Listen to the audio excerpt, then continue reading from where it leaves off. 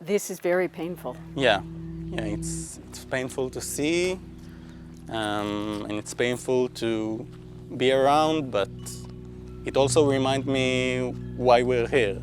Niv Rajevsky is showing us kibbutz Nir Oz, nearly 2 years since it was brutally attacked by Hamas.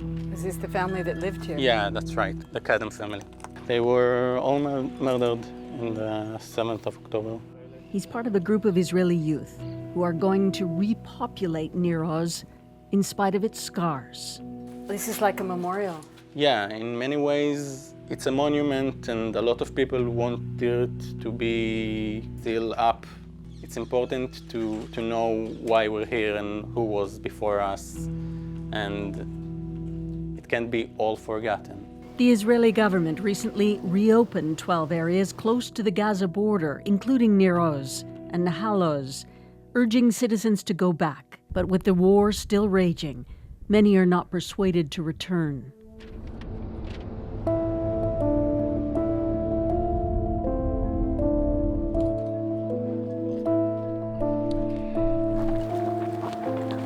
In October 2023, we were among the journalists granted access to Nir Oz just 12 days after the attack.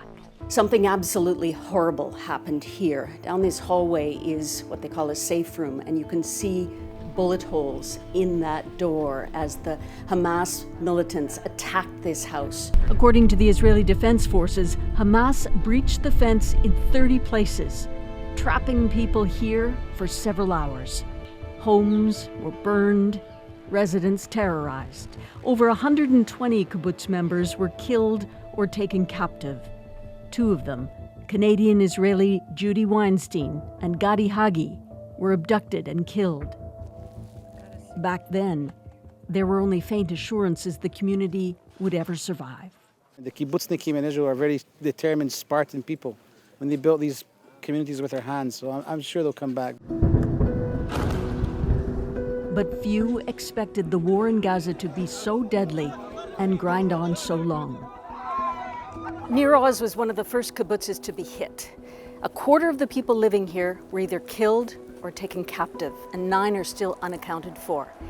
Most of the people have never come back here, but 2 of the hostages who were returned to Israel say they're going to come back here and live. New homes are under construction. Rachevsky is part of a century-old Zionist youth group, Hashomer Hatzir, which founded dozens of kibbutzim. So we have a really special connection, like our forefathers, so to speak, built this kibbutz, and now we're trying to build it back.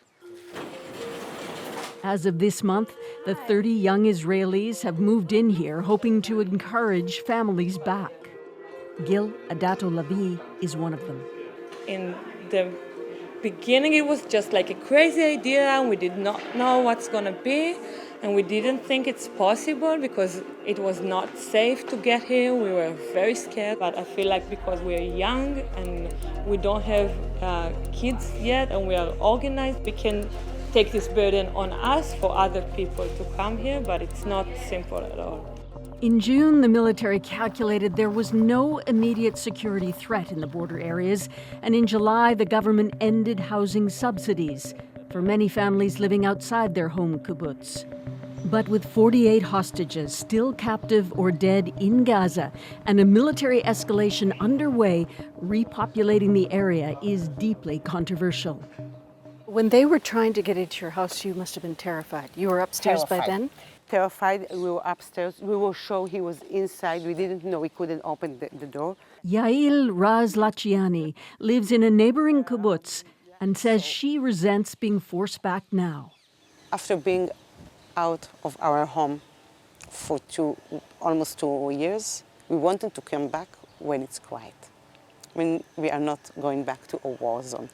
On October 7th, her kibbutz, Nahal Oz, was overrun with Hamas militants. For hours they stalked, killing 15 people and capturing 8 hostages. It is the closest to Gaza, just 800 meters, and you can still hear the artillery booms. Do you think you all in the border communities can live next to Palestinians in Gaza again? Look, former me would say time will tell. Because back in the past, I believe it's possible. Today, I can't tell. I can't tell. And I must say I'm not willing to deal with that at the moment. I have to start and fix myself, my family, my community, my country, before I'm dealing with what's going on around me. It's going to be Back in Niroz, Niv Rachevsky shows us the home that will be his in a few months. I feel like from this foundation can rise something new, something great.